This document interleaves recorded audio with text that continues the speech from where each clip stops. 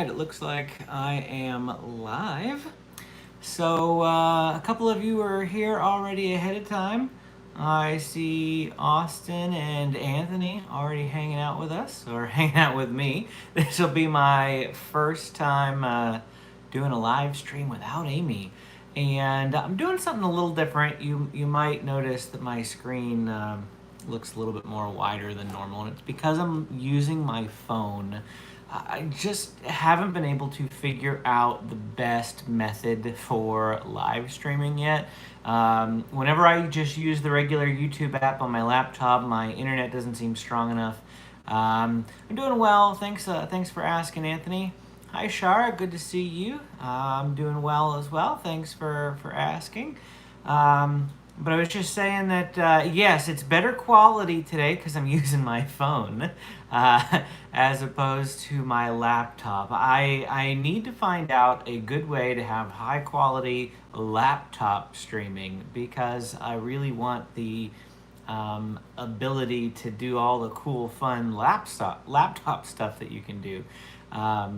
But at least the quality is good here from my phone. Sorry, I shouldn't put my finger in front of the comments there. I have my laptop open, so I'm just going to use the comments here on my laptop instead of constantly touching the screen. You are. Good to see you, Amanda. You're catching it from the beginning. Shara said that she got sick from her COVID vaccine shot. I'm sorry to hear that. When I had my shot, I got the one and done Johnson & Johnson. And I had a fever until about noon the following day. So I felt pretty crummy up until that point. But yeah, I mean, that can happen, of course. Austin asked where Amy is. She's at work tonight. We talked about that on the last live stream last week. That was going to be a possibility. She was trying to give away her Tuesday shift, but nobody wanted to take it. So, it is what it is. I had a meeting yesterday, so we couldn't do our normal Monday thing. And tomorrow we're probably maybe going to the zoo, and I think we're going to try to live stream from the zoo. So keep an eye out for that. That was Amy's idea. Hey, why don't we live stream from the zoo? The one hiccup to that would be that James didn't feel 100% this evening. So we're hoping that he's okay for school and going to the zoo tomorrow, but we'll see. Because if he doesn't go to school and we're not going to the zoo, or if we are, it's just going to be me. So you'll just get me again on a live stream. But thinking about going to the San Diego Zoo tomorrow to do a live stream, and yeah, she's at work tonight, so that's where she is. Jaden says you can use your phone as a cam for your laptop. Really? Okay. See, I still need to figure all of this stuff out.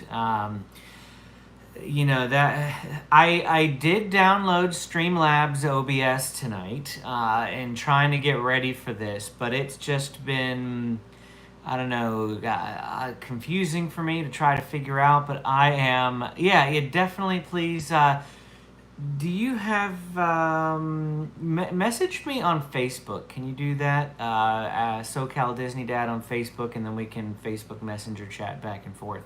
That might be the best way to do it. I'm trying to figure out how to be able to chat. But if you can Facebook Messenger me, then that would be great because I really do need some help in setting up Streamlabs OBS or Discord. Yeah, that's fine too. Either way, but I really want to get this figured out. I want to be able to put the comments up on the screen for you guys. I want to be able to stream to Facebook, YouTube, Instagram, all like that, all at once, rather than constantly just going back and forth on what type of streaming software we're using. Or Zoom, whatever works. But let me see here. Jeff asked what time we're going live at the zoo. Oh, good question. Probably 6 or 7 p.m. Pacific. I'm not 100% positive exactly on the time as of yet. I know that it'll be after dinner. So, yeah, 6 or 7. I can't give you any more hard and fast other than that. So, around that time, you can keep looking for it. Shara says, I'm going to Kennywood on Sunday afternoon. Awesome. I have not been to Kennywood in ages. Kennywood is the park that I grew up going to, the big park. Of course, Idlewild and Ligonier, Pennsylvania is the little children's park that I grew up going to all the time. Probably what gave me my love for theme parks, going to that little park. But Kennywood being the first big one that I was able to go to. And I love Kennywood. Absolutely love it. Would love to go back someday. If I ever go back to do theme parks in Pennsylvania and visit my family and things like that, definitely have to do a day of Kennywood and then drive over to Hershey and do a day of Hershey Park, because that's another one of my favorite theme parks that I have not been to in a while. Sky Rush is one of the most memorable coasters I have ever been on, and I want to go on it again so bad. Let me see here. Yeah, if we ever make it back to Pennsylvania and you're able to pop into Kennywood when we're there, definitely love to meet you. Same goes for anybody who meets us here in the SoCal theme parks. Always happy to meet folks. It's kind of difficult to know as to when and that sort of thing. But what I'm debating doing, so again, if you've been paying attention to our channel lately, you'll notice that we have stepped up our Instagram game a bit. And I've noticed a couple of people on Instagram will publish their schedules on Instagram and like the link tree and that sort of thing, and you can pull up and you can look at vloggers' schedules. And I'm thinking about doing something like that just so you guys can see where we're going to be on what days, and you can try to plan to go to the park those days if you want to see us. And all those sorts of things. So yeah, always happy to see you guys and run into you. If you saw in my most recent vlog, I was able to meet up with Magically Consumed, which is an Instagrammer that we met, and they happened to be in downtown Disney when we were up at Disneyland. So I said, hey, let's go see if we can meet up.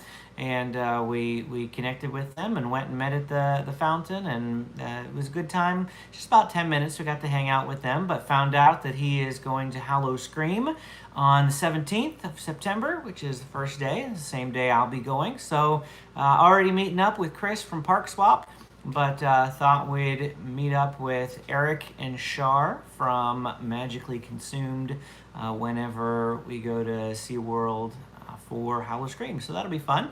And yeah, always happy to try to meet up. Taking a look at some of these other comments here. Wisconsin Dells is on my list of places to visit.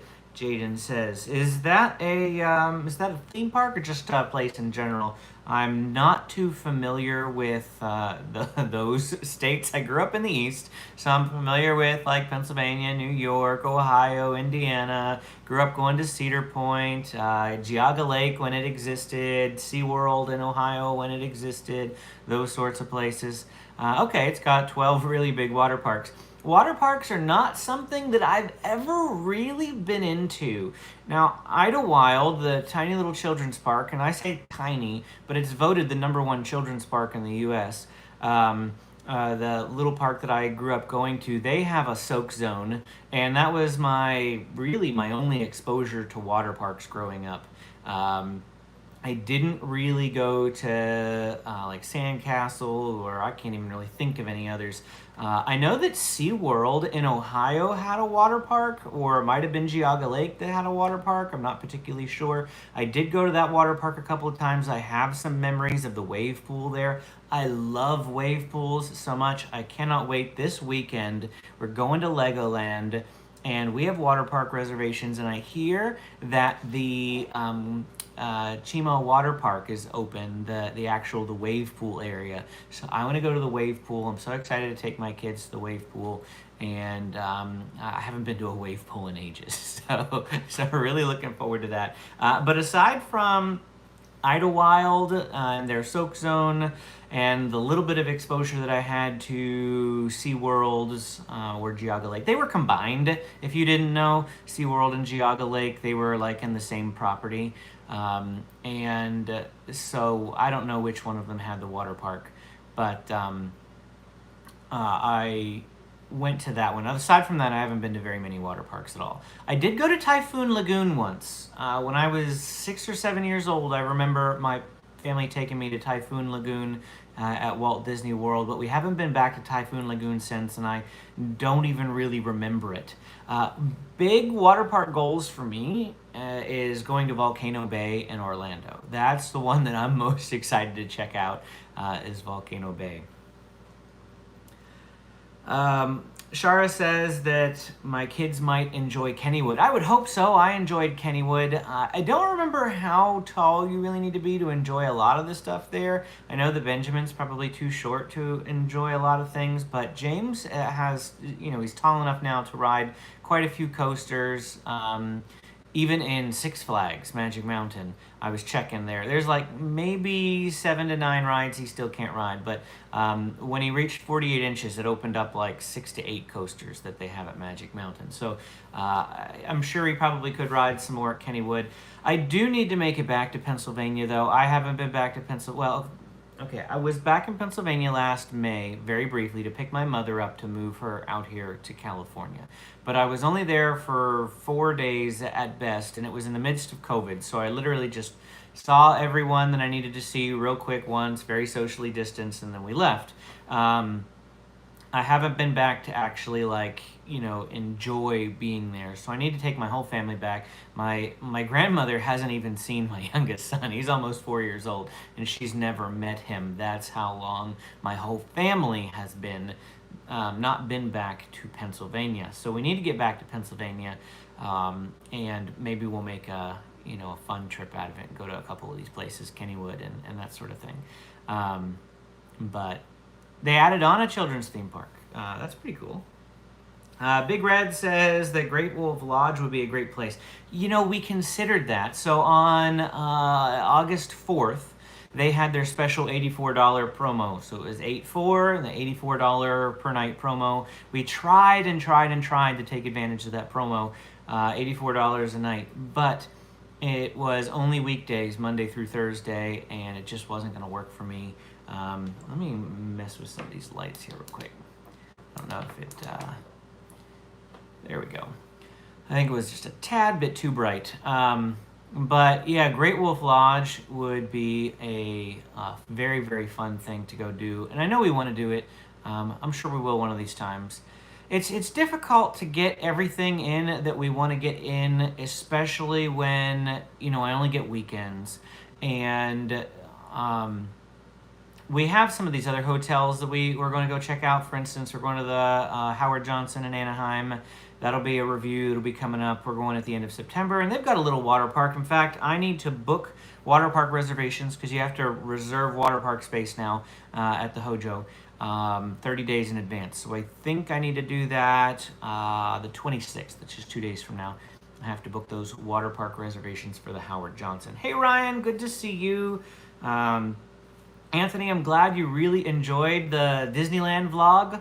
We had a great time, and it would have been nicer if it was a little sunnier, but it wasn't too bad. We enjoyed it, and I'll tell you a little bit more about my Disneyland plans here coming up shortly.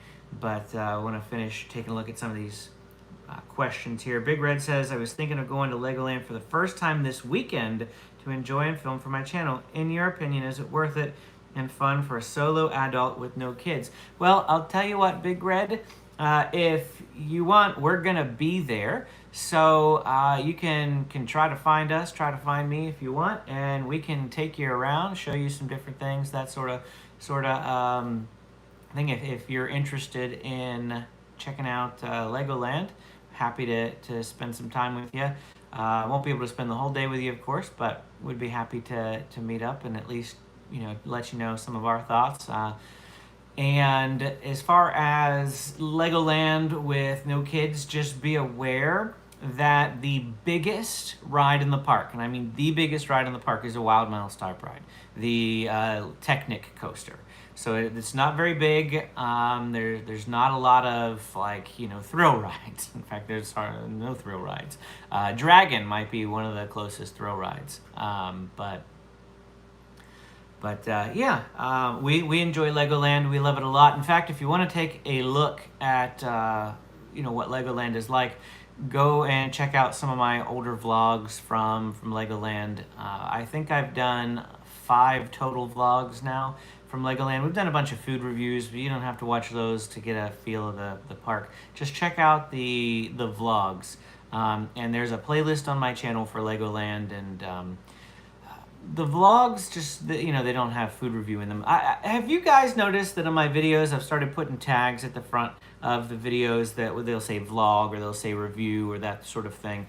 And I'm trying to do that to make it more obvious up front what videos are the vlogs and what videos are like food reviews and that sort of thing.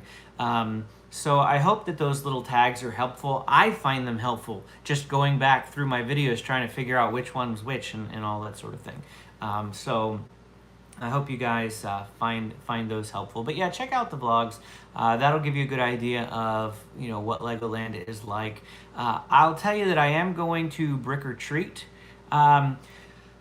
Jeff, just to clarify, what I mean by tag is not necessarily like what you're thinking of on YouTube tags. I just mean that in brackets at the very beginning of the video, I have been putting the word vlog in brackets or putting the word review in brackets at the very, very front of the title of the video. That's what I mean by adding tags to the videos. Just putting those big words in brackets. But anyway, just to finish up answering Big Red's question before I move on to some of these other questions here, is that I'm going to Brick or Treat October 2nd by myself. So, anyway, that's, I'm going to go without kids. It is what it is, but I'm doing it for the channel to video for everyone else. So that's kind of, that's kind of the purpose there.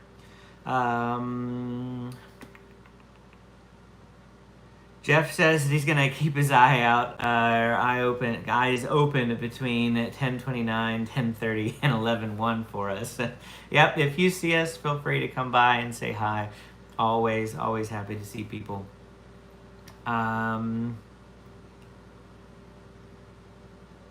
Ishara says, I can understand. I hope Kenny would get safer. Someone kidnapped a kid. Oh no, that's not good. I did not hear about that. But I mean, it wouldn't surprise me. I'm paranoid to let my kids out of my sight. When Benji was really little, we had a little leash thing that we stuck on his wrist because we didn't want him wandering off. James was never a problem. He doesn't wander off, but Benjamin has a tendency to just kind of do his own thing. And sometimes it's like, oh, where's Benjamin? But oh, he's just right behind me or something like that. That's the scary thing with kids is you always got to try to keep your eye on them and that sort of thing. Let's see here. Hot days at Disney are not that good. A lot of stuff is closed. I'm not sure about a lot of things being necessarily closed. I just know that, it's kind of miserable when they're really, really hot. And all the water rides get really, really long lines and that sort of thing. Let's see here. Anthony says, does Space Mountain look the same as they had a long time ago, or is it different? Right now, Anthony, Space Mountain is exactly the same as it's always been. They have 2 overlays that they occasionally swap between for Space Mountain, and I wouldn't be surprised if one of those overlays takes over in the next week, and that's Ghost Galaxy, because Ghost Galaxy is their Halloween layover. And September 3rd is the first day of fall, first day of the Halloween season for Disneyland. So I haven't heard any official news about Space Mountain getting that layover this season. I do know that they're in the process of putting the Haunted Mansion layover on for the holidays. So I wouldn't be surprised if they also do Ghost Galaxy. It takes them a day to do Ghost Galaxy, not even. All they have to do is put a different sign out front, and they flip a switch to change the lighting and the video inside the ride. So it doesn't take them that long at all to flip over to Ghost Galaxy. The biggest difference is when you're going up the tunnel, the lift hill, there's a big ghost at the end and it's kind of spooky-like, and then the music is a little different. Ghost Galaxy, it's okay. I see Alec just commented he's never been on Ghost Galaxy. It's okay. My favorite, though, is Hyperspace Mountain. I love Hyperspace Mountain because I'm a huge Star Wars fan. and that one is, of course, a Star Wars layover. So as you're going up the lift hill, they're doing like a, red 3 standing by, red 2 standing by, blue 2, here I am, or whatever. They're doing stuff like that, and they're doing counts off, and the Star Wars music is playing, and then they've got X-Wings and TIE fighters shooting lasers at each other throughout the ride. Of course, most of it is just stationary stuff that you're zipping by, but they do have a couple of video screens. It's really, really fun. I love Hyperspace Mountain. Do I think that they'll bring it back? Probably. I mean, it's a tough one to say. They had that before Star Wars Galaxy's Edge, and then after Galaxy's Edge came, they left it around for a little while, but they took it down, and of course then the COVID shutdown happened, so it's been 2 years now since they've had Hyperspace Mountain, and it's just really hard to say whether they will ever bring it back, because technically Star Wars Land is its own land now, Galaxy's Edge, rather than Tomorrowland. So I really don't know, but I do love Hyperspace Mountain. It's one of my absolute favorites. Let's see here. Big Red says that he's nervous about being the lone adult in a mainly kid park. No, believe me, I understand. I completely understand the feeling there. So, yeah, if you want to come along with us for a little bit, just so that you don't feel like you're all by yourself, that's totally fine. Go ahead and shoot me an email or DM me on Instagram or something like that. Whatever works best for you, and we can try to coordinate that. What is your aquarium in California? Looks like that was already answered for you.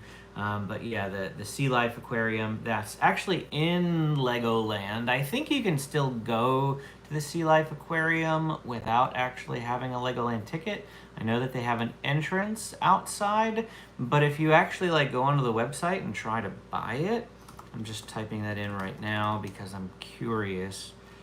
I feel like you can't just straight up buy a ticket to the Sea Life Aquarium. You can buy admission to the theme park and the aquarium. Let me see, Sea Life Aquarium. Let's see if I can just search for that. Carlsbad.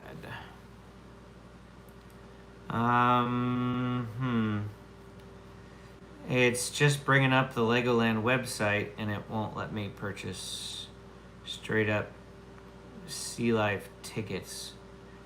That might be something you'd have to show up and find out, or call and find out. I'm not sure that they actually let you straight in. Big Red, I love the comment. Don't forget to smash the like button if you haven't done so already.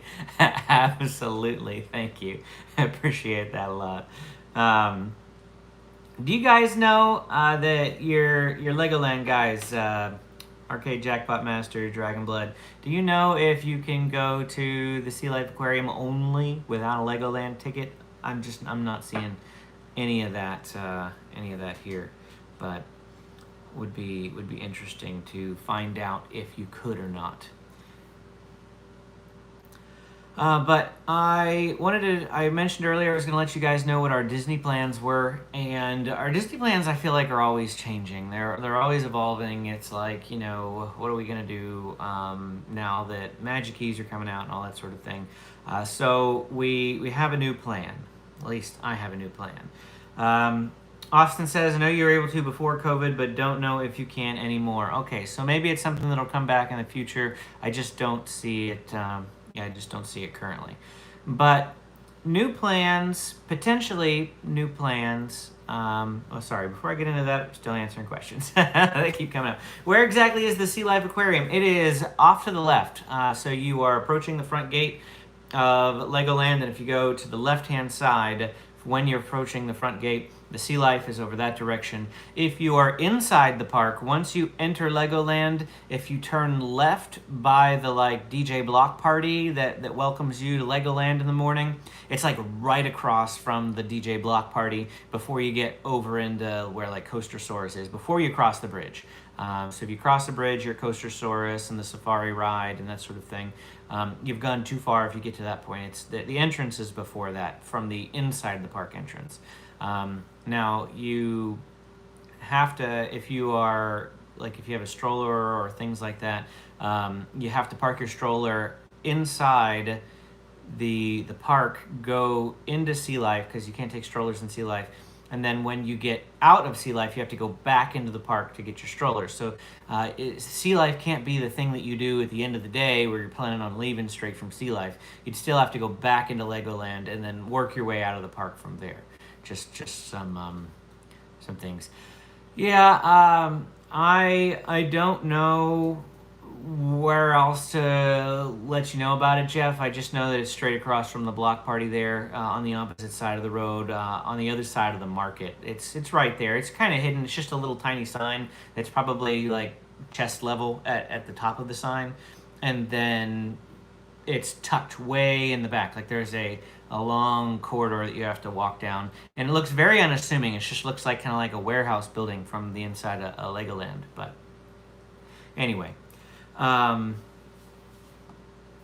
was I saying? Oh, yes. The Disneyland plans have changed a little bit. So we keep talking about this and we keep thinking like, you know, what magic key are we going to get? Should I get a different magic key? Should I get a higher level magic key and try to go in on some weekends? Because, you know, we were looking, we just went, on the 21st.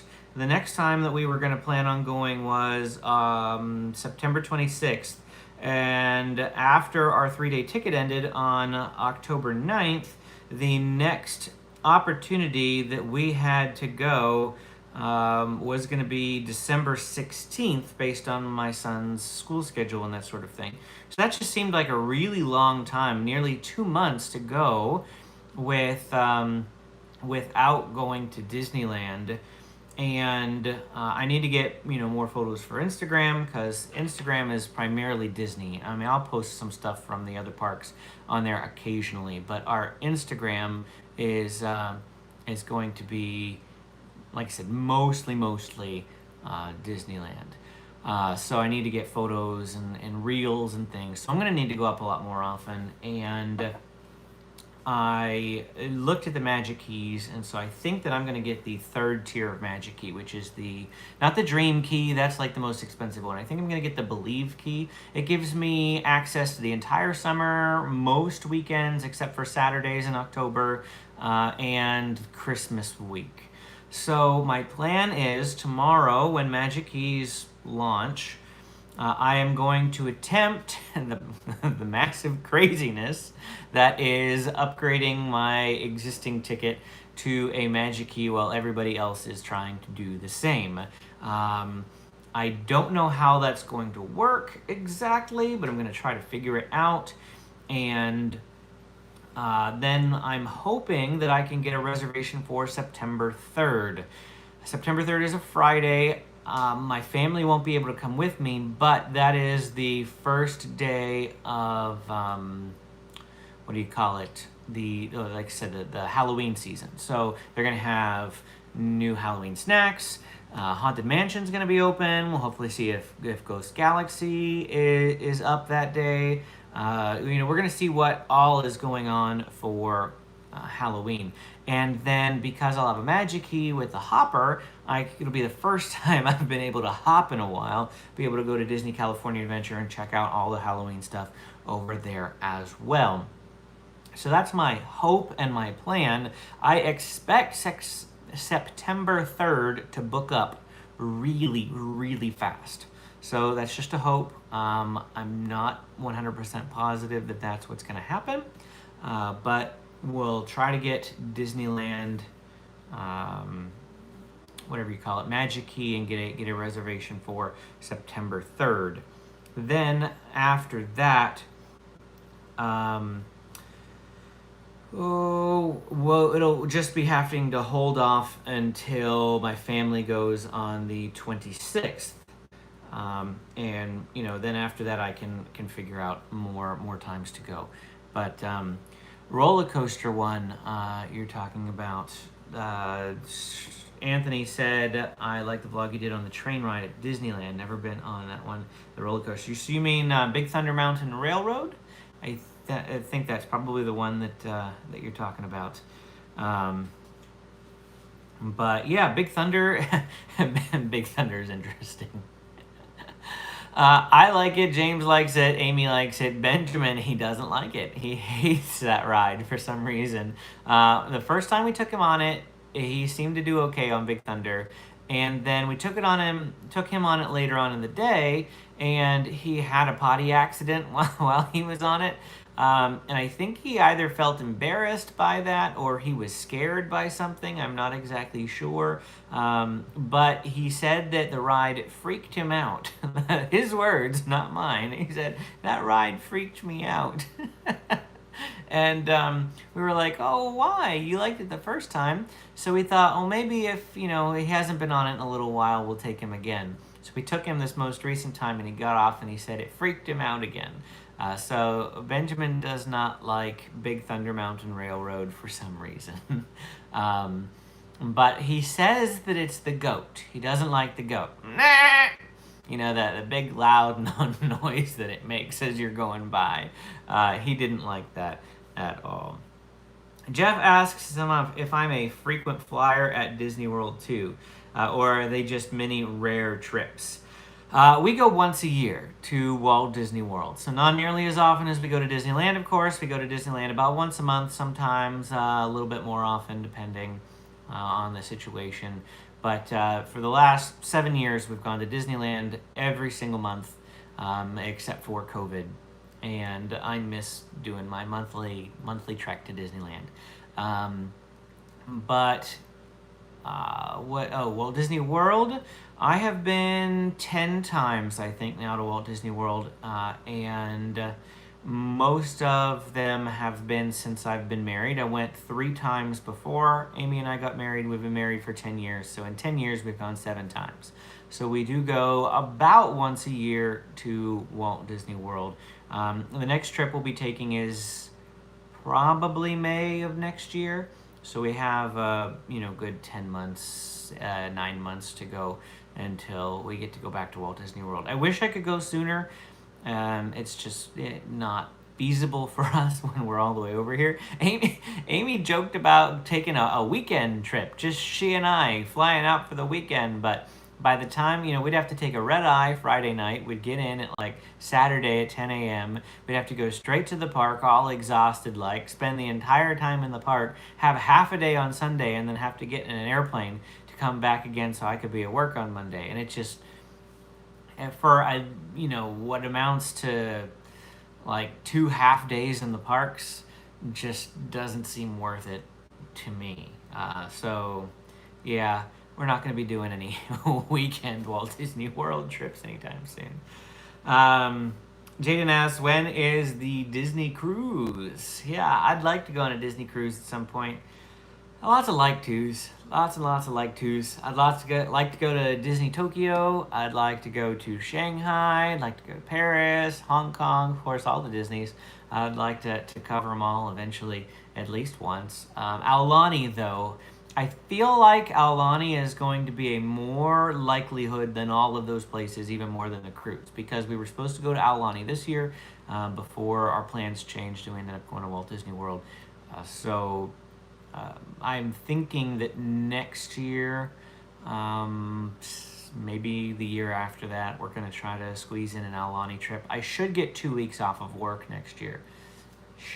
After 3 years with the company, I get 2 weeks paid vacation. So my goal is if I get 2 weeks paid vacation, I'll be able to take 1 week to go to Walt Disney World, 1 week to go to Aulani. Jeff asks, what's Aulani? Aulani is a all-inclusive resort spa type place in Hawaii, and it is amazing looking. I'm looking for my phone. It's like, where's my phone? I'm recording on my phone. Give me 1 minute. I'm gonna get another phone.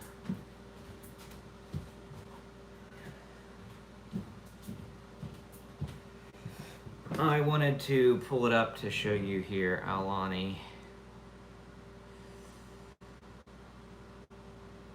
Absolutely. Let's see here. This one's the best way. Woo. Absolutely gorgeous resort there in Hawaii. You know, just a couple of different views of it here. Let me see. Here's one from the balcony. This is the view from one of the rooms, and just gorgeous, absolutely gorgeous. All the views there. So someday I want to go to Aulani, and it is basically going to be one of the most restful trips that I think we would ever do, because we're so used to the theme park life. Busy, busy, busy, hustle, screams, rides, all that sort of thing.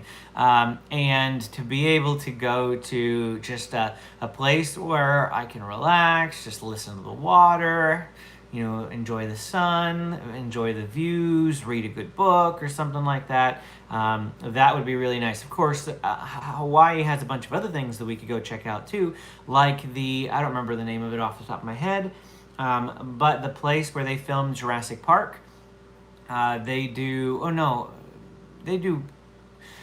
they used a separate island to film, I think, most of the movie, but they have like a tour on the main island, the Big Island, as they call it, that is not too far away from Aulani, that I know that adults in Disney and other YouTube vloggers, they're primarily East Coast vloggers, but they went to Aulani maybe 3 or 4 months ago, and they posted video of like the four-wheeler tour that they got to go on and things like that, and that was really cool looking. So there's stuff like that you can do in Hawaii too, of course, but really want to go to Aulani sometime.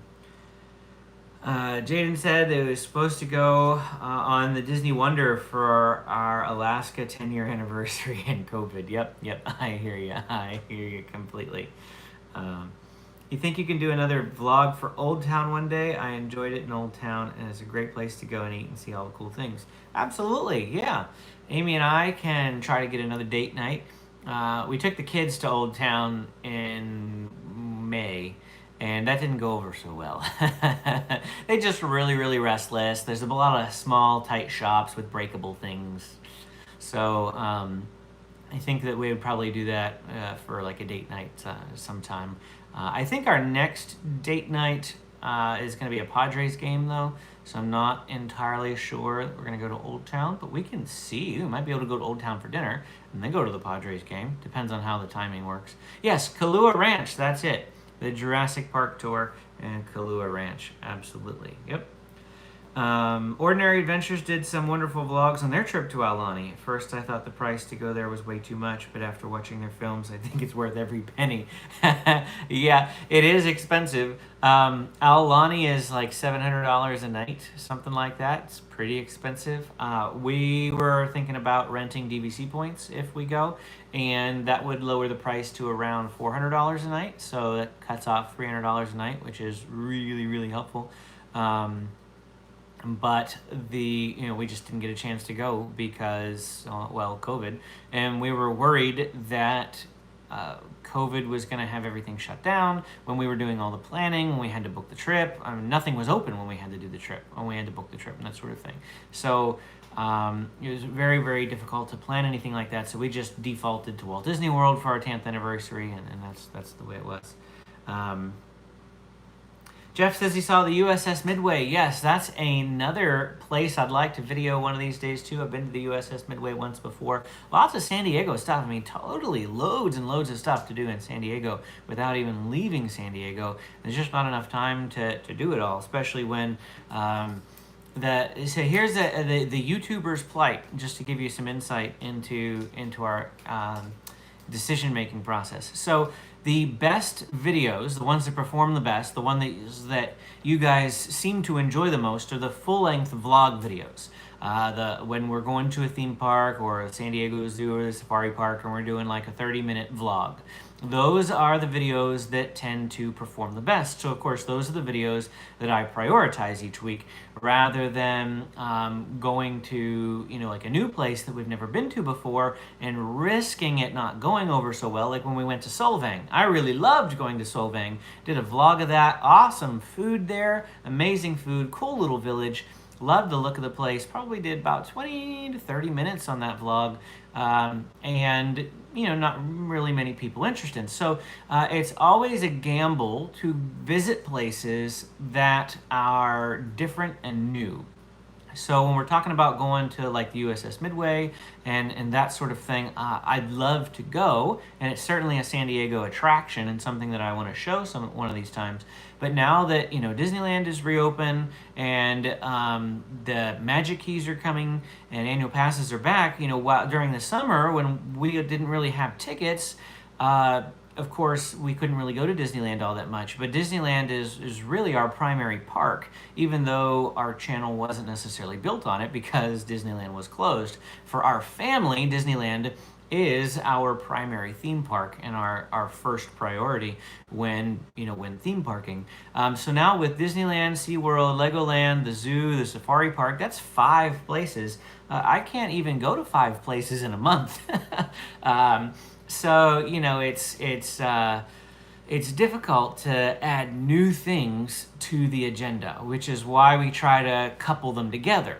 Like, for instance, reviewing the Howard Johnson and going to their water park at the Howard Johnson, or say the Great Wolf Lodge. That's a good possibility because they have one in Anaheim, so we just go to Disneyland after going to the Great Wolf Lodge. We can plan for those sorts of weekends, and we can couple those things together, but it is difficult to separate out things like, the Midway unless we go in the evening, which during the summer was fine. That's why you saw a couple of SeaWorld vlogs popping up in the middle of the summer, and why we went to the nighttime zoo, why we're probably going to the zoo tomorrow. But James went back to school last week, and they haven't started giving him homework yet because it's just the beginning of the year. But once he starts getting loads of homework, and some more activities start going back, extracurricular school activities and that sort of thing, the weeknights just really start to book up, and he's got to focus on school. So of course I can go off and do things on my own for you guys, but then the kids aren't really seeing me because I'm at work all day and I get home and I eat dinner and then I'd have to rush off to a theme park. So really at the moment just weekends are all we've got available. But I have a huge list of places to go, things to do, things to vlog and show you guys. Things that I've already done in San Diego, things that I want to do. Like I'd love to go to Potato Chip Rock. Potato Chip Rock is it's like a hiking trail. I think it takes a lot of work to get to, but it's this cool little rock that looks like a potato chip. I don't know how else to call it, but things like that. I'd really love to show you the San Diego sites as we have more opportunity, but just not at this stage of our life. We just keep planning out for when I can go full-time YouTube, and that's the goal, right? Keep the eye on the prize for full-time YouTubing and what I can do and what I can accomplish if I could ever quit the day job. But anyway, I digress. Jaden says, are they reopening the Queen Mary in Long Beach? I have no idea. Long Beach is out of my wheelhouse, to be honest with you. The farthest north I generally go is Anaheim. We went to the LA Zoo once. That was just a one-time thing for us. We went up to Monterey. That was a one-time thing for us. But anyhow. How would my buddy and I like Old Town? Jeff asks. I loved Petco Park. So if you enjoy Spanish culture and Spanish architecture, you would probably enjoy Old Town. If you enjoy Mexican food, you would enjoy Old Town. Basically, Old Town's history, story, is the founding of San Diego. And so if you're interested in, San Diego history, you'll enjoy Old Town. They have a few little historic sites around Old Town that you can take a look at. And if you enjoy shopping, you'll enjoy Old Town because they've got a bunch of stores through there. But probably the primary draw to Old Town is food. Tons of Mexican restaurants, loads and loads of really, really awesome and great Mexican restaurants in Old Town. They've got a wine tasting area. They've got a chocolate, special little chocolate shop. You can get fresh tortillas there, fresh, homemade, handmade tortillas that are absolutely amazing. There's some pecans that they got a little pecan stand. They have a root beer and a beef jerky place that's got some really unique root beers and unique beef jerkies and lots of things like that. I think Old Town does have candle dipping. Yes, I've never done it, but I think it does. So. Shit about the shopping, you're dangerous shoppers. Yeah, there's loads of shops in Old Town, tons and tons of shops, and there again, a lot of the shops are pretty much Spanish and Mexican inspired stuff, like art and things that you would buy, clothing that are very, very Spanish and Mexican themed. So that's the whole area is Spanish Mexican type theming and food and merchandise and that sort of thing. But that's what Old Town is. I do have 2 Old Town vlogs on my channel, so if you want to check those out, you can just search for Old Town when you're looking at my channel and go to the search, and then 2 of my Old Town videos should pop up. I think those are the only 2 I've done. Of course, I've done the Old Town Trolley Tour, which takes you all around San Diego, and it's a 40-minute trolley tour that just drives you around the different places, shows you Balboa Park, Coronado, Harbor Boulevard, and all of those sorts of places. Jeff says, good night. Be on the lookout for Jeff San Diego vlogs very soon. Very neat, very neat. I'll definitely keep my eye out. And have a good night, Jeff. Glad to have you here on the live stream. If you go shopping in Old Town, Big Red says, ask the stores for the locals discount. They will give you usually 10 to 20% off. We call it the tourist markup. That is a really awesome tip. I did not know that. Thank you so much. Honestly, I've never bought anything from Old Town, so it wouldn't matter. I usually just get food there. We go for the Mexican restaurants and the free tortillas and the beef jerky and the and the root beer. But otherwise, I haven't really done too much shopping specifically there in Old Town. See you later, Anthony. Thanks for spending some time with us. Always great to have you on the live stream as well. So, I think we're about all caught up. I do see that I missed Ryan's comment that he loves Solvang. He lives 30 minutes away from there. Awesome. Cool. I didn't know that you were that close. It's a cute little town. I absolutely love it. And Big Red says, it never hurts to ask, but about half the stores I bought stuff from will give you a price drop. Interesting. Very interesting. Well, the most likely place for me to shop there is going to be that root beer place because I love root beer and they have some pretty great ones there. So I'll have to try that next time. I've also bought some candy from the candy shop. I think it's Cousins Candy or something like that. I've bought some candy from that store before, but never any like souvenir type things or tiles or any of the Spanish type stuff. I don't know what you call it. Merchandise, I guess, mostly. But yeah.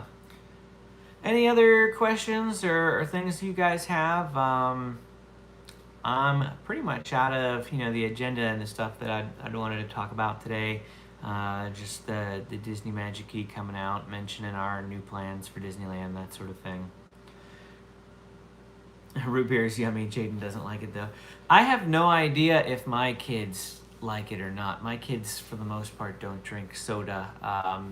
Every time we've given them some soda, they're like, ooh, it's bubbly or whatever. They don't. They're not used to carbonated beverages, so it's very odd to them. But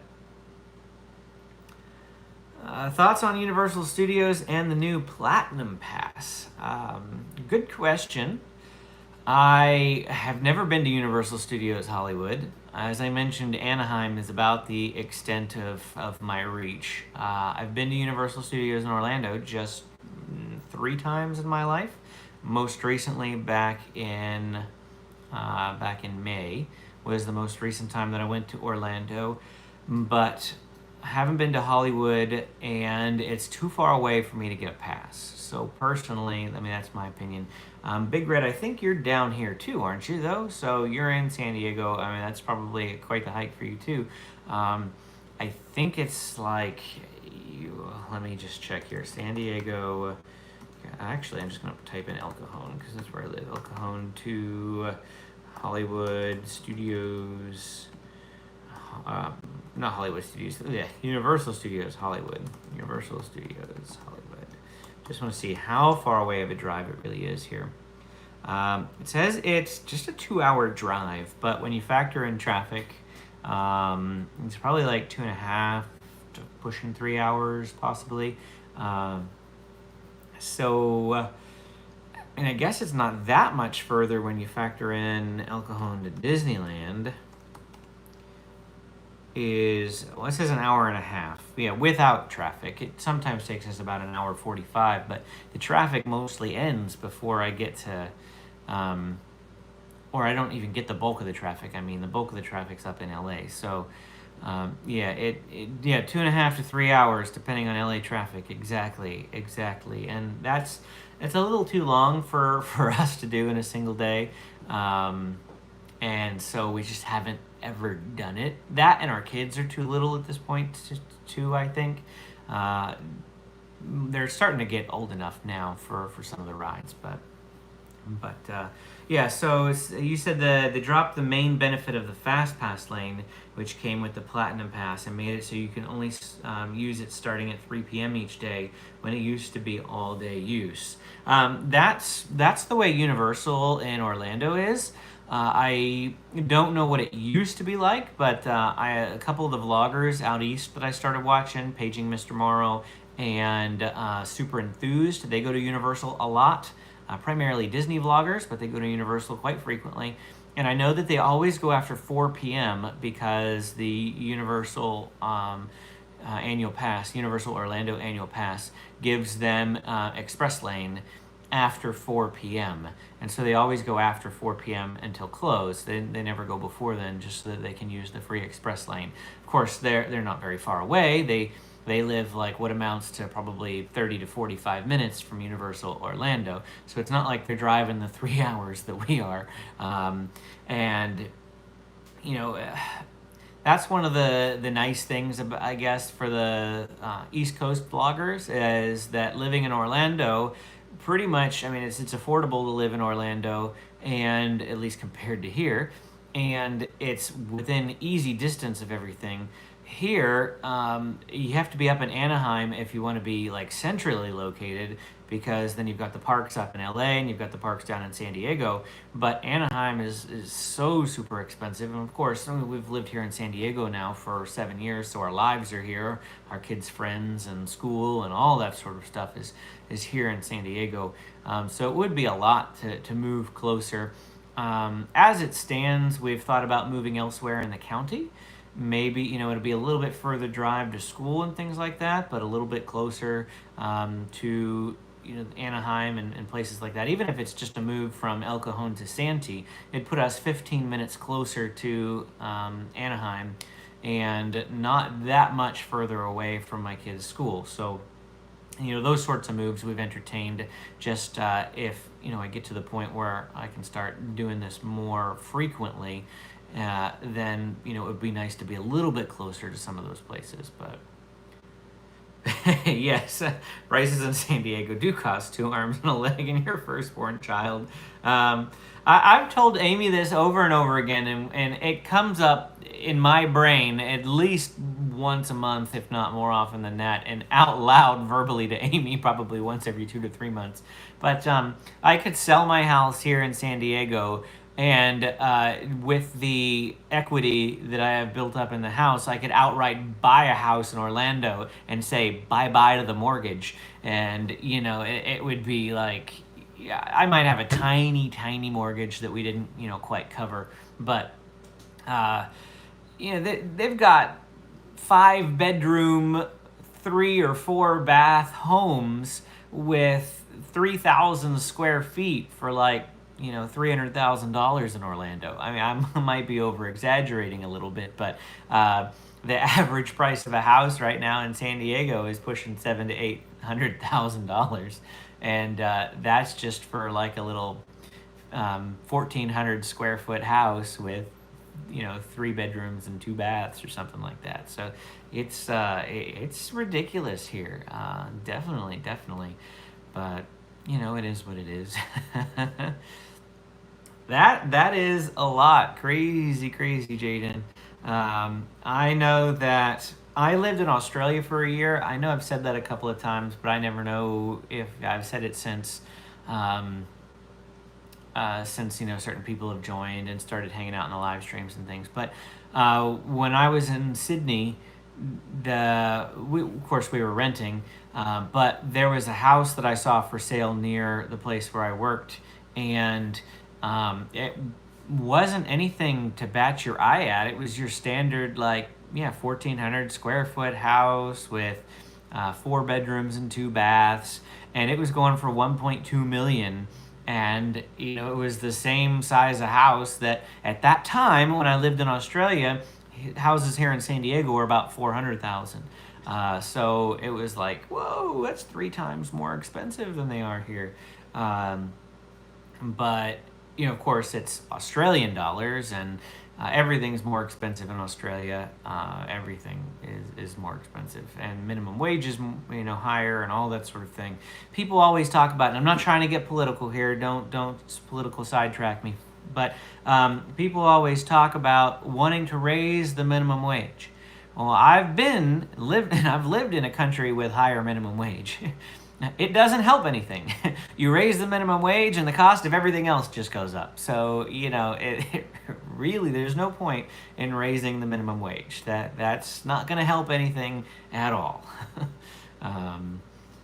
If McDonald's has to pay you $15 an hour instead of $8 an hour or whatever, then McDonald's is going to raise the cost of their burgers. And then that means that the people that buy those burgers are spending more money. And, everything is just kind of like a cycle. Then those people need more money to live, and so their employers have to pay them more, and it's a big, huge circle. It's just inflation. So raising minimum wage doesn't do anything, in my opinion, anyway.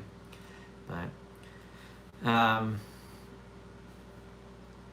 houses in Carlsbad sold in 2009 for $500,000. A few years later, an elderly couple are brutally murdered in the same house, and now it's for sale and projected to be $850,000 even with a murder. Wow, I didn't know that. I do know that in the area where I first moved in El Cajon, there was a nice little neighborhood outside of the apartment complex that I moved to when we first moved here, and I was walking around. It was back in 2014. And I was walking around and seeing all the for sale signs, and they were 4-bedroom, 2-bath houses with pools, like 1,800 square feet. They were decent houses, and they were listed for $350,000, $375,000, and that was out of my price range at the time. And so it was like, I wish that we could have gotten one of those now, because those same houses are selling for $600,000, $650,000, $700,000 in that same neighborhood. The house that we managed to buy here, it is classified as a condo. So I don't know why. It's a detached house, but it's down like an alley, and it shares a road with 6 or 5 other houses, and we have shared trash and that sort of thing. So it's got a minor homeowners association on it, but because it's classified as a condo, it sells for condo prices. So the good thing is that means when we were able to afford it, we were able to buy this house. The problem is that when we go to sell, it won't appreciate as much as all the other houses are. So it's kind of like a win-lose in a way, but But we're happy to have a house over an apartment. I was tired of dumping money down the drain every month into an apartment. Um, at least now we're building up some equity and that sort of thing. I don't know how we got on the topic from theme parks, but I guess just talking about how far away you live and things from theme parks. And I know that we've been talking with a lot of people on Instagram, just about people who would love to move to California, or they're in Orlando and they want to move to California, and it's like, well, we want to move to Orlando, that sort of thing. I don't think that if we move to Orlando, it won't be until the kids are done and graduated, more than likely. That's just a guess, but I'd love to live there someday. But San Diego's fine. I love San Diego too. There's really, aside from Orlando, I can't think of anywhere else in the country that I'd rather live anyway. I've been a lot of places. I've lived in the Panhandle of Florida. I've lived in Pennsylvania. Of course, Amy lived in Utah, so I visited there. We've traveled extensively across the country. I've been in like 39 of the 50 states, and we've been in a lot of places. A lot of places. And San Diego is my favorite out of all of them. So, we're happy to live here all the same. Can't stand the humidity. I'm a fourth generation San Diego and can't see myself leaving. That's what Big Red says. Yeah, I hear you there. 8 years in the Panhandle of Florida is one of the rainiest parts of the country. Mobile, Alabama, that general region. Pensacola, Florida is where I was. And no, I'm not military, before you ask. Everyone always asks, you moved from Pensacola to San Diego. Are you military? No, just coincidence, I promise. But living in Pensacola for 8 years, it was very, very rainy, very, very humid. But see, the one thing that I love, and growing up in Pennsylvania too, very, very rainy where I grew up in Pennsylvania. The one thing that I love about the rain is that everything is so green. The green trees, green grass, green everything. And everything is just so dead here in San Diego. It's so brown. And of course there's some green here or there, but it's like a dark green. It's not the bright, vibrant green of a well-watered area. And I grew up in pretty much what amounts to forests in Pennsylvania. Loads of hills and trees all over the place. So I really, really miss my rolling hills and my foliage and trees and that sort of thing living here in San Diego. It's one thing I miss about home more than anything else, I think. But my last trip to Orlando, I remember just two things: Walt Disney World and the 24/7 sticky sweat on my body from the humidity. Yeah, there are times of the year that you can go to avoid that sticky humidity. February is one of them, and November is another. Two of my favorite months to go to Walt Disney World. The only problem is both of those months have a tendency to be a little chilly. November less so than February. February, they can have snap freezes and things, even in Florida, even in Orlando. And you run the risk going in February of having 50-degree temps. But in November, you still get 70-degree days, but it is like about 60 in the morning. So you need a jacket in the morning, and then after the sun comes out and has been warming up the place a little bit, by about noon you can take the jacket off in Orlando. And so I feel like November is one of the best times, especially since it's Christmas time. It's getting there, so the parks are decorated for Christmas. I miss the Osborne family lights. Used to have those up in Hollywood Studios. They've had thousands upon thousands of lights timed to music. It was just, it was so amazing. I absolutely loved it. Going in November, I think we've gone twice in November, and we've gone twice in November, twice in February, twice in May, twice in September, and once in June, and once in January. So those are the months of the year that I've gone to Walt Disney World. But February and November are my favorite. Just hard to do now that the kids are in school, so that's why we get May and September. May, after James is out of school. September, it's the first week of school or second week of school, so they're not really learning very much, so it's okay if we pull them out, that sort of thing. I liked September when we went most recently because it rained a lot. And you may say, well, isn't that a problem? No, no, not really. Rain cools it down. And you might think, well, then it would get humid after a while, but the rain like really does just lower the temperature a lot and makes it far more enjoyable to be there. And the rain itself lowers the crowds a little bit, so I don't mind rain at Walt Disney World, to be honest with you. Check out some of these comments here. Is there a lot of rain on those months, right? Well, great question.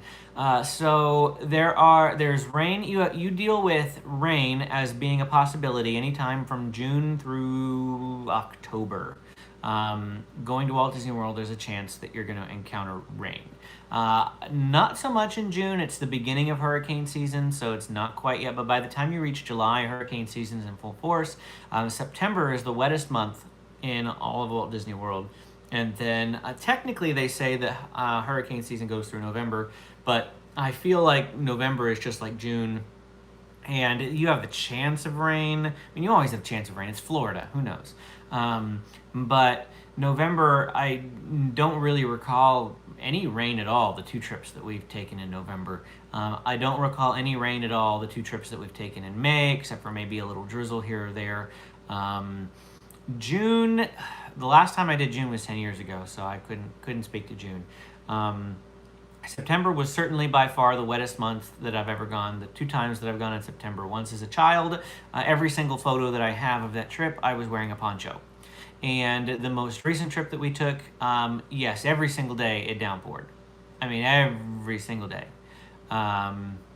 And we had umbrellas and things like that we had to carry around everywhere we went. You had to bring an umbrella. Absolutely had to bring an umbrella. The nice thing was it usually only rained for about 2 hours max. And, so it was enough to cool it down, but not enough to get too humid, that sort of thing. Like I said, it was kind of enjoyable. February, we did encounter some rain in February before. Trying to remember how much. The only memory I have of rain in February is we went to go watch the Epcot illuminations, and Benji was really little, and Amy had him on in the carrier, and she had a poncho on over top of the carrier, and James was inside the stroller with the stroller cover over top, and we were watching Illuminations, and as soon as Illuminations ended, we ran straight into Frozen Ever After, because you could still ride it for a little bit after the end of, I think it was like an extra magic hour or something, an extra magic evening, and that was before COVID, of course, and that was the only significant day of rain I remember. But we did take a stroller cover, even in February, for potentials to deal with rain and that sort of thing. It's like I said, it's Florida. You're gonna deal with rain no matter what. It's a rainy state. It's just what it is. So if you're going to Walt Disney World, always plan to deal with rain, and cross your fingers and hope for the best. Big Red says, are you going to buy Magic Keys tomorrow or soon, or wait a little while? Must have said that before you hopped on the live stream, but I am planning on purchasing a Magic Key tomorrow. That is my goal. I have a ticket that I need to upgrade, so I need to hopefully see if I can upgrade it. My goal is to upgrade only my ticket without upgrading the others' tickets, so I have to factor that in and figure that all out. But yes, I do plan to get a Magic Key, hopefully tomorrow, because I want to go on September 3rd for the first day of the Halloween season. So that's my goal. I have to request it off of work, but I can't request it off of work without knowing that I have the reservation, and I can't get the reservation until I get the Magic Key. So there's a lot that depends on me being able to go up on September 3rd, but we're going to see. And my goal is to get a Magic Key.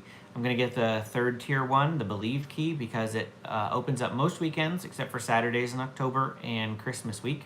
And I think Saturdays in April, which is spring break. But otherwise, the summer is pretty much wide open except for like 4th of July. And it gives me 50% off on parking, so I'll only pay $12.50 every time I go. If I go once a month, that'll save me about $200, close to $200 in parking, that sort of thing. So yeah, that alone, that just the parking savings, makes upgrading a little bit more beneficial, a little bit more easier to bear over the $600 ticket. An extra $300 to get half off on parking, and it'll pretty much pay for itself based on how much I'm planning on going to Disneyland. At least the upgrade will pay for itself, not the Magic Pass itself, of course. But yes, planning on getting one tomorrow. Hopefully, we'll see. Crossing my fingers. Took me 12 hours to get tickets on opening day. Not opening day, but the day that they allowed you to get tickets, the very first day. And of course, I booked a ticket for opening day of Avengers Campus that day. But it took me 12 hours to book that ticket because of how long the queue was and the wait. So we'll see. But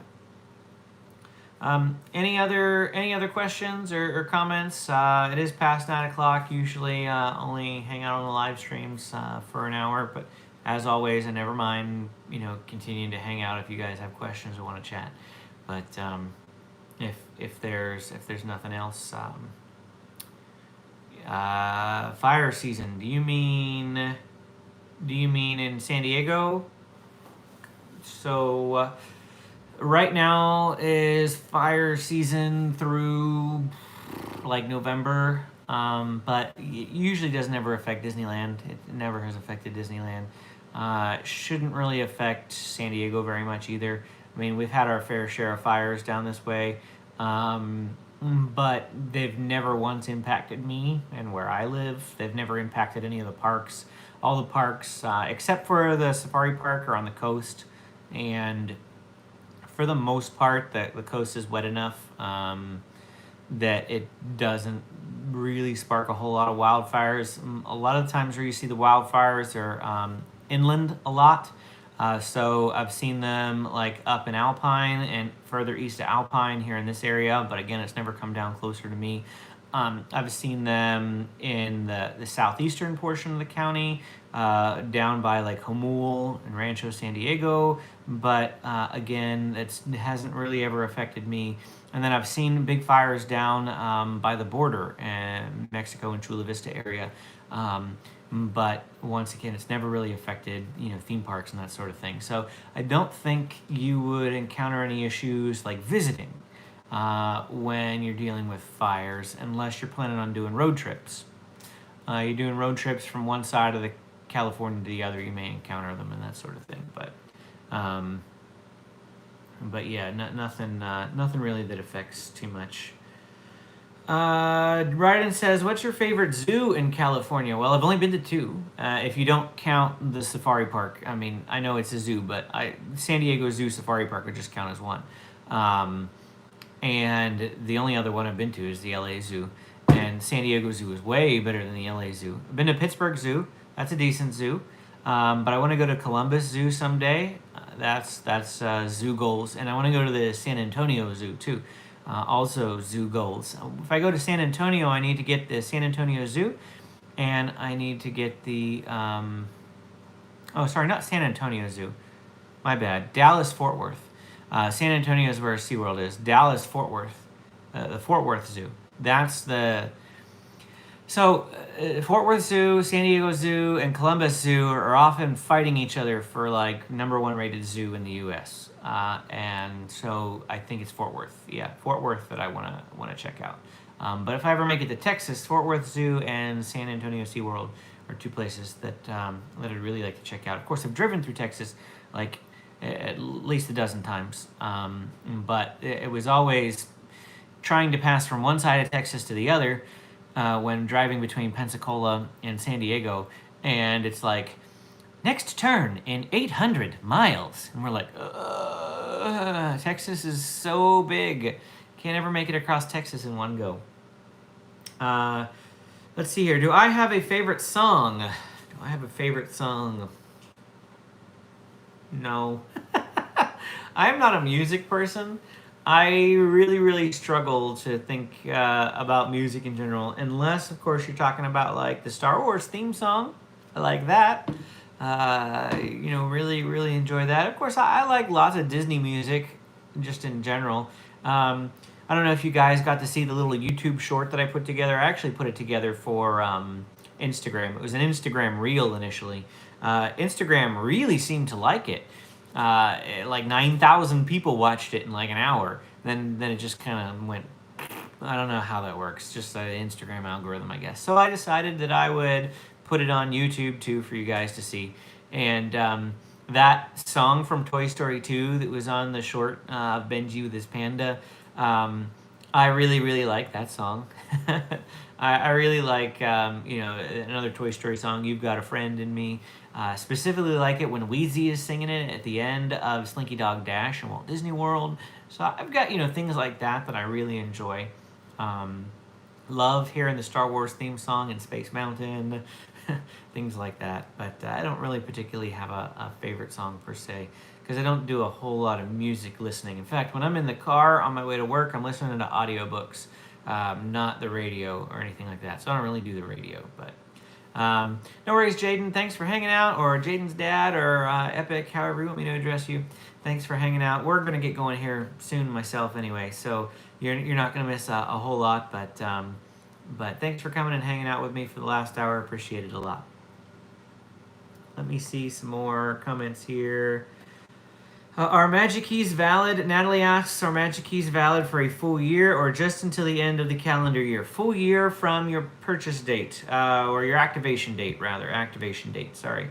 So you purchase them, and then they're valid from the first day of use. So just to give you a couple of scenarios, if I purchase a Magic Key tomorrow, and my first day of use is September 3rd, then it will expire on September 2nd next year. But my family has a 3-day California resident ticket. That one won't upgrade.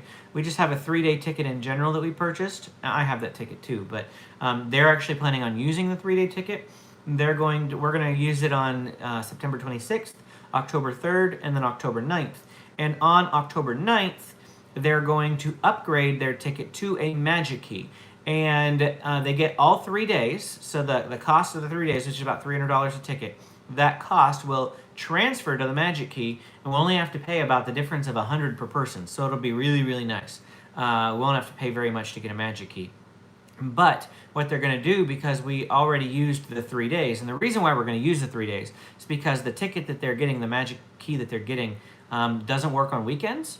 So the ticket will allow us to go on what amounts to an annual pass blackout date, and they'll be able to go during those blackout dates, upgrade the final day, and then from there on out, they'll only be able to go during weekdays.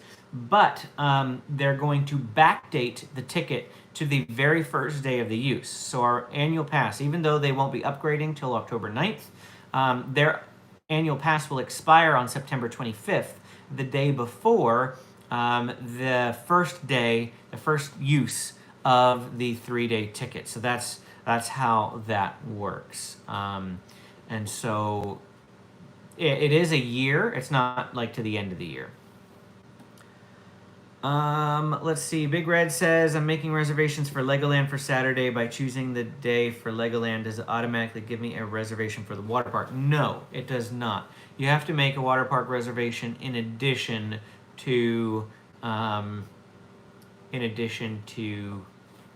theme park. So after you book the theme park, there's a little window that comes up that says go to booking portal. If you click that, what it'll do is it will open up your Legoland reservation, and then there'll be 2 other boxes, one for the Sea Life Aquarium and one for the water park. And you have to make reservations for all 3 of those things.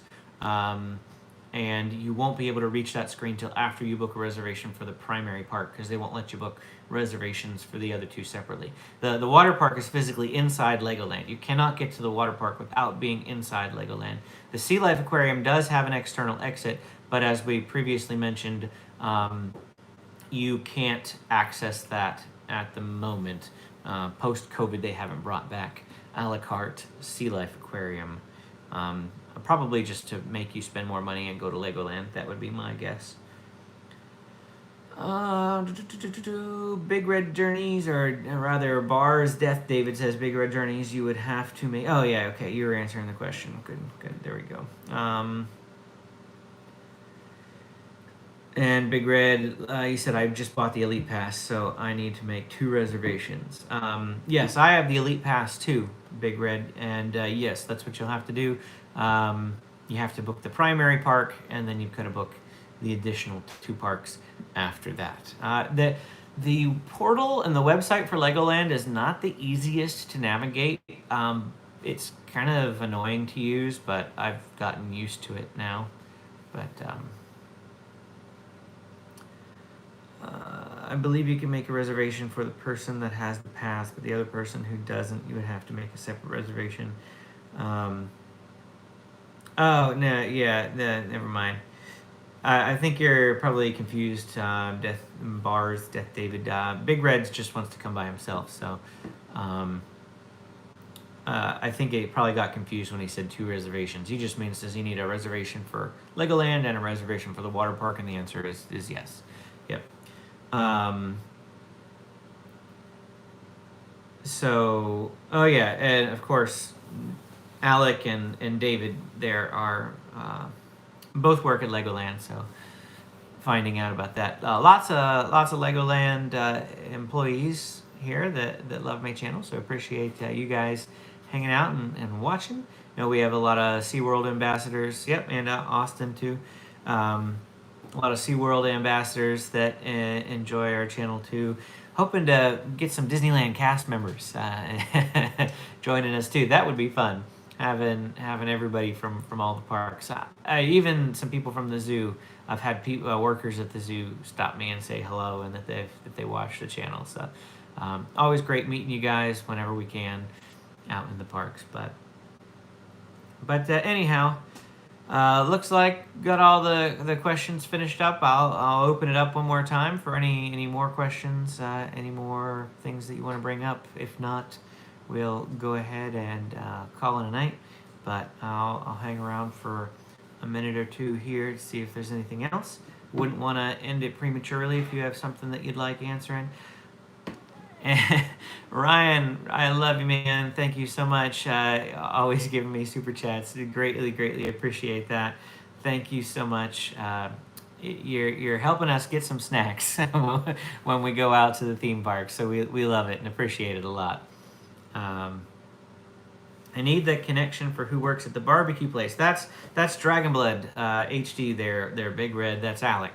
He works at the barbecue place.